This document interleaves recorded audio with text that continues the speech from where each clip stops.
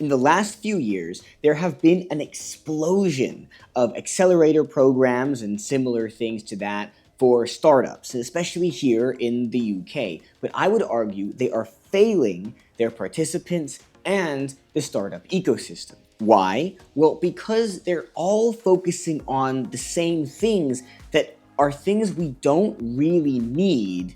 And I know this because I used to run an accelerator program, but I built it to cover some different unusual things. Things like the psychology of selling and public speaking, investor mindset, not just what to put on an investment deck. And there's one story that always stands out to me. You see, there are several accelerator programs in London alone that, unlike the one I used to run, actually invested money as an equity investment into the startups that they incubated or accelerated, investing 60K to 100K into these super early stage founders. And I had someone on one of my programs that had been through one of these. I have a client now, actually, who's been through another one of these. And I hear this same story over and over. There was a founder who was on one of those programs in 2024.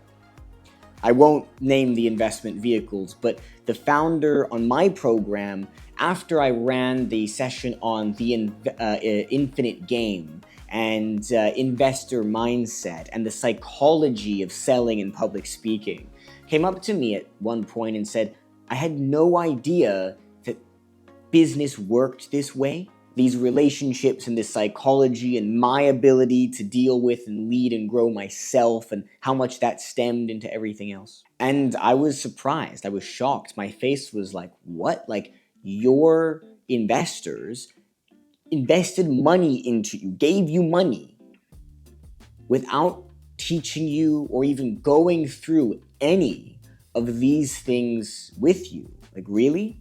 And she shook her head. It was product market fit, finding your co-founder, developing your pitch deck, working on business plans. And these are important, okay? But what you must understand is that now, more than ever, in fact, maybe for the first time ever, knowledge is completely free. It is so free and so easy to access, but knowledge isn't what we need. What moves the needle are the character skills, the human-to-human perspectives and interpersonal self-leadership and self-awareness abilities that allow you to apply that knowledge successfully and to get out of your own way. These programs, they shouldn't be teaching marketing techniques, business plans, pitch decks, even arguably giving mentoring, okay? Again, these things can be helpful, but what are the root challenges that need to be worked on first? Let's think about the biggest reasons that startups will fail. Okay, statistically, it is no one wanting your product, team issues, co-founder issues, on being unable to build a team to attract people to you, to communicate effectively. To solve those problems, we should be thinking about the root causes of all of them. A lack of self-awareness and emotional intelligence, a lack of mental resilience and fortitude, fear, poor communication skills, poor relationship building, low self-leadership capability. These root causes are non-linear, okay? They're not obvious, and even to the few people for whom they maybe are more obvious or make more sense or who have that experience, do they know how to help you deal with it? And then, even if they could, do they have the courage to? Do you have the courage to, as the person receiving it? Is space being held for that to happen effectively? And especially in a place like the UK where there's this culture of judgment, people on all sides are so rarely courageous enough or intentional enough to create the necessary spaces that are the necessary prerequisites to overcome these root challenges. Personal development stays over there, business stays over there, professional skills building is over there, wellness is over there. Maybe the occasional individual practitioner bridges a couple of those things a little bit, but generally speaking, these are in silos. The way we teach them is in silos. The way we create space for them or the focus on them programmatically, individually, educationally, personally, directly, they're all separated. But there should be this ravenous desire to change that, okay? Because I personally, me, myself, I wouldn't invest a penny into a founder, a person, or a business, but therefore into a person who didn't understand these things, who I hadn't worked with on these things, or who hadn't proven these metrics. Instead, we look for superficial metrics, traction, money made, whatever, because it's easier, but these are the root causes that we need to learn to identify and work with instead, because no matter how much traction you have, if you can't build relationships, you're not going to be successful in business. Here's the thing. If you haven't worked on these, if you ignore this completely, I would never invest because the chances of failure would just be too high. Thinking about a risky investment and decreasing the risk in your investment, wouldn't you want that kind of support? And then let's say that person was successful, but they had a lot of challenges with those things, with that self-awareness, with that mental fortitude, that stress ability, that conflict resolution skill. What if you could overcome those challenges more easily? What if you could become more successful even faster, right? Accelerate that even better. Wouldn't you want that? Both as the founder, but also as the investor, because again, you're thinking about your risk level. This is really a de-risking conversation. I cannot believe that there are institutions that would invest 60, 80, 120K without thinking about these things or glossing over them or hoping they'll sort themselves out. That just sounds ridiculous to me. Sometimes I speak to these programs or investors about building up these non-traditional skills for their investments. And most of them will acknowledge that it's important to some extent. A few will claim they're doing something, which is usually not true. Very good, very experienced VCs who have been there as founders will tell you that it's some mix of psychological, art, experiential, gut feel. They'll be able to do the identifying, maybe a bit of the helping, but that's not really their job, so it doesn't happen too much. That's best case scenario. And in the UK, that's actually pretty rare. Fundamentally, it's happening because it's easier this way. Most programs and their teams, VCs and the like, they don't know how to source the relevant talent, let alone train those people to deal with these things, to deal with those challenges, to build up those interpersonal or self-leadership skills, that emotional intelligence. This ecosystem just isn't set up to care about that. And the people in it don't know that. The few that the people in the ecosystem know are often not adaptable enough or don't understand business well enough to apply it to the business context or to be the adaptable, flexible person that the startup ecosystem so often needs. And so it very often gets left to the wayside. Teaching self-awareness, understanding that someone is self-sabotaging because of fear. Really, we're going to teach that to our founders? No, they just can't do it. So instead, these programs will look for signals, for identifiers that might point to that success instead. These pointers tend to only look at monetary related tangible results, okay? Traction, if other people have invested first, things like that. And look, that's fine, okay? Those things are important. But should they be considered root identifiers?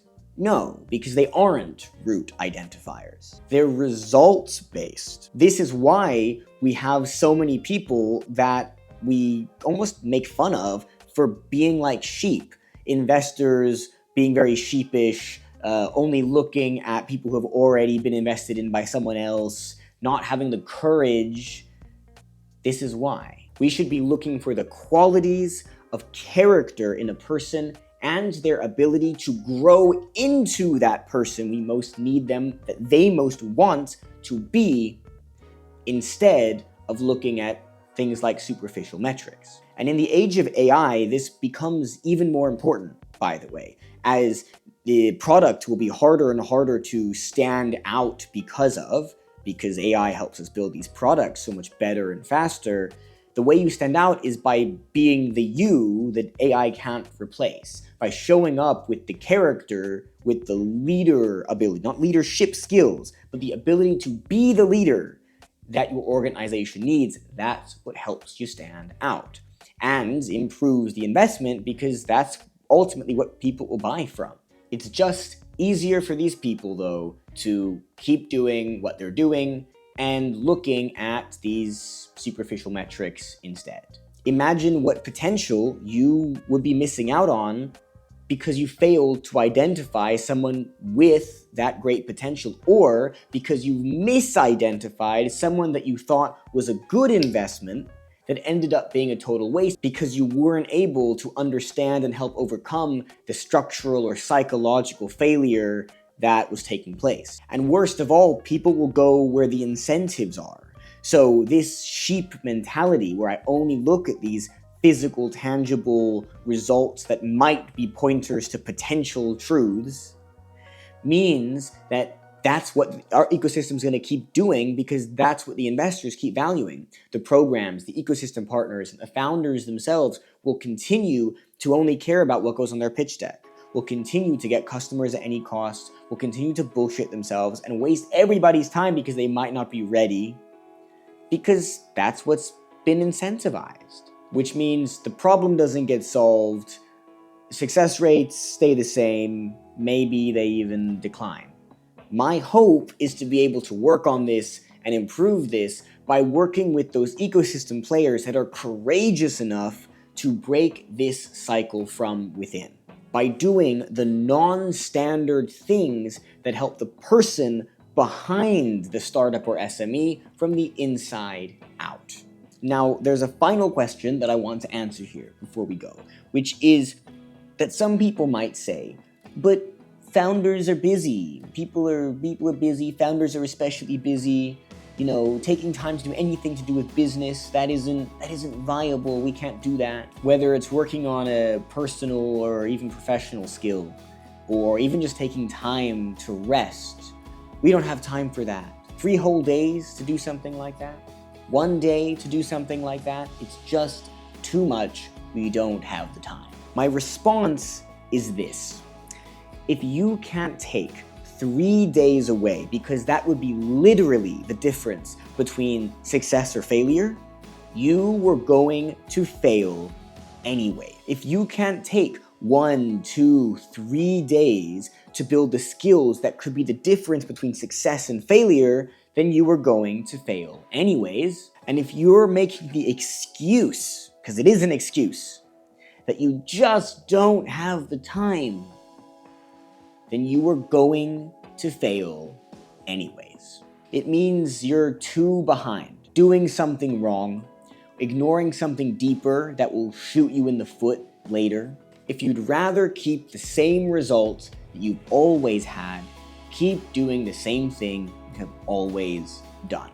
But if you're serious, you will take ownership, not just of the results, but of what is required and your ability to get that result. And that might require some really painful honesty. One final note. Some people would say that every human experience, every human emotion can boil down at its root to one of 2 things: fear or love.